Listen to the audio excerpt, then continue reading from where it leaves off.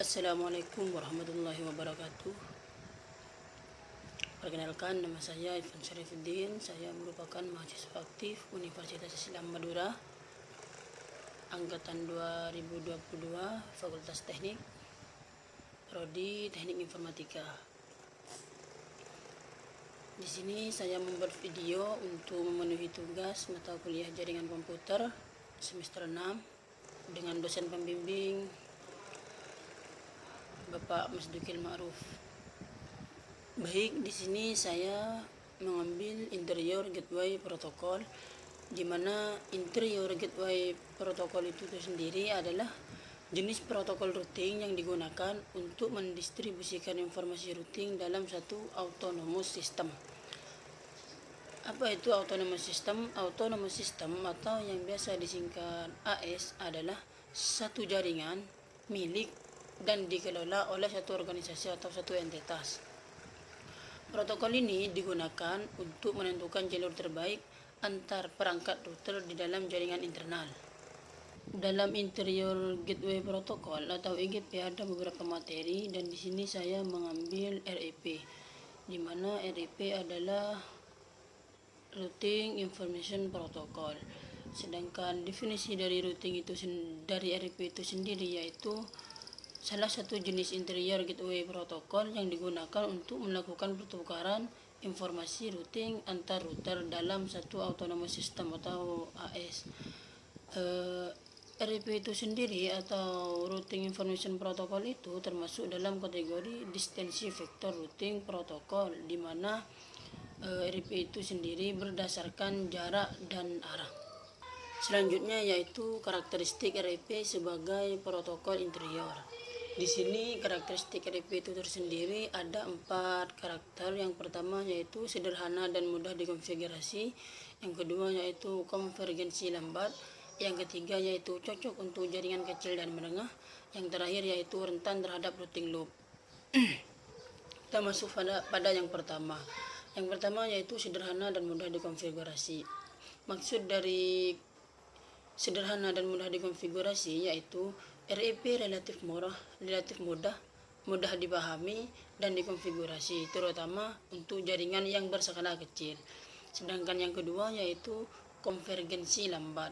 Ketika terjadi perubahan topologi jaringan atau misalnya ada link yang putus atau router baru ditambahkan, maka RIP membutuhkan waktu yang relatif lama untuk mencapai kondisi convergent, di mana semua router memiliki informasi routing yang akurat.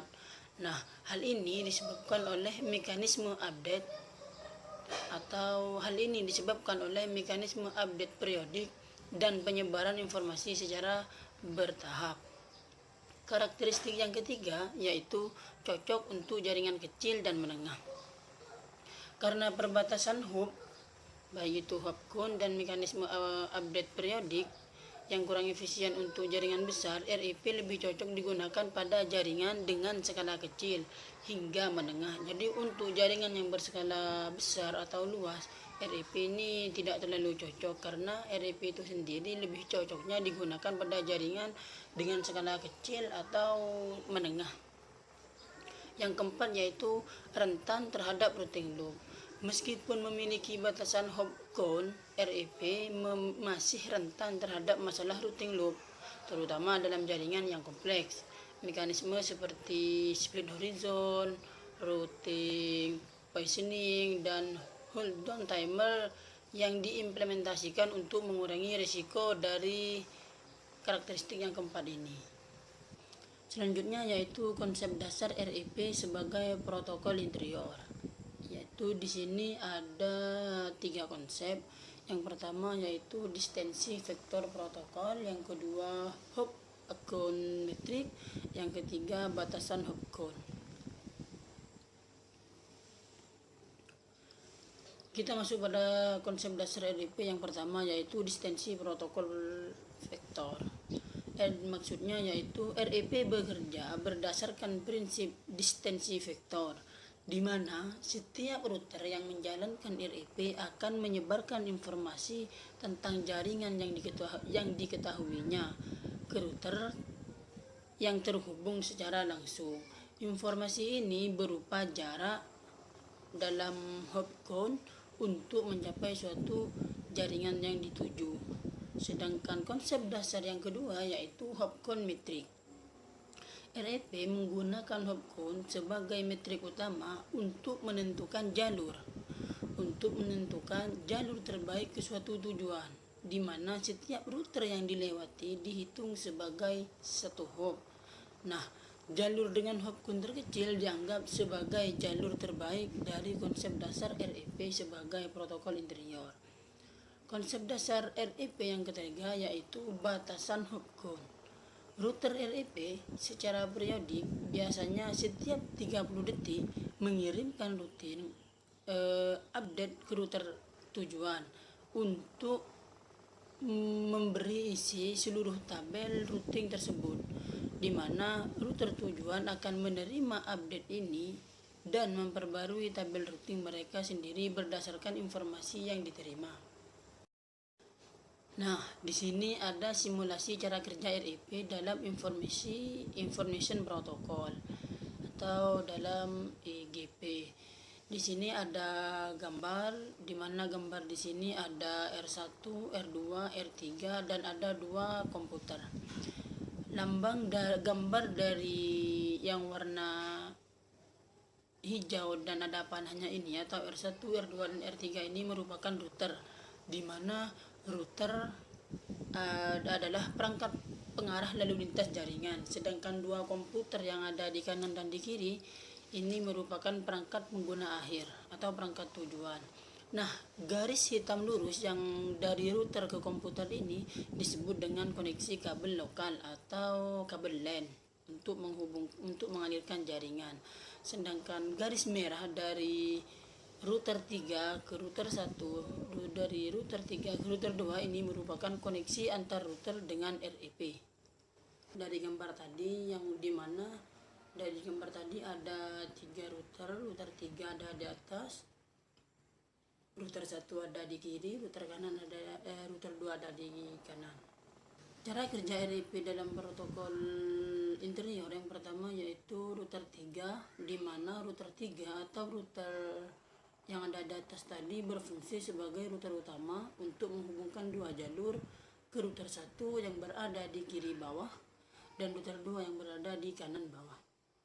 Sedangkan yang kedua yaitu router 1 dan router 2 memiliki tugas yaitu terhubung langsung ke host atau komputer dari masing-masing sisi, di mana router 1 yang berada di kiri menghubungkan dengan host di jaringan kiri atau dengan komputer yang ada di kiri, sedangkan router 2 yang menghubungkan host dari jaringan kanan.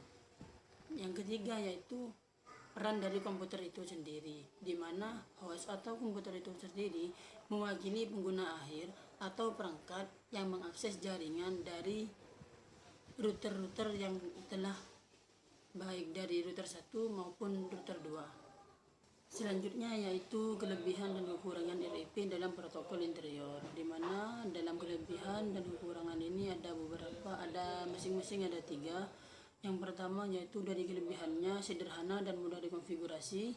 Yang kedua cocok untuk jaringan kecil hingga menengah, dan yang ketiga yaitu dukungan yang luas oleh banyak perangkat jaringan. Sedangkan kekurangan dari REP itu sendiri yaitu lambat dalam konvergensi yang bisa menyebabkan routing loop sementara. Sedangkan yang kedua yaitu tidak efisien untuk jaringan besar karena terbatasnya hub. Mana tadi sudah dijelaskan bahwasanya REP ini untuk jaringan yang berskala kecil ke menengah. Untuk jaringan yang berskala besar ini tidak terlalu cocok seperti itu. Sedangkan kekurangan yang ketiga yaitu tidak mempertimbangkan faktor kecepatan atau bandwidth dalam memilih rute terbaik, hanya jumlah hub saja. Dari pemaparan yang sudah saya sampaikan tadi bisa disimpulkan bahwasanya REP itu adalah protokol routing interior yang sederhana dan mudah diimplementasikan. Dan REP ini cocok untuk jaringan kecil hingga menengah, dan untuk jaringan yang berskala besar REP ini tidak cocok karena namun keterbatasan dalam hal skalabilitas dan waktu konvergensi protokol lain seperti USPF, di mana OSPF itu adalah Open Shortest Path First atau EIGRP, lebih sering digunakan dalam jaringan yang berskala besar dan kompleks. Meskipun demikian, pemahaman tentang IRP tetap penting sebagai dasar dalam mempelajari konsep routing yang dinamis. Terima kasih, mungkin hanya itu yang bisa saya sampaikan dalam pemaparan materi kali ini. Kurang lebihnya mohon maaf. Assalamualaikum warahmatullahi wabarakatuh.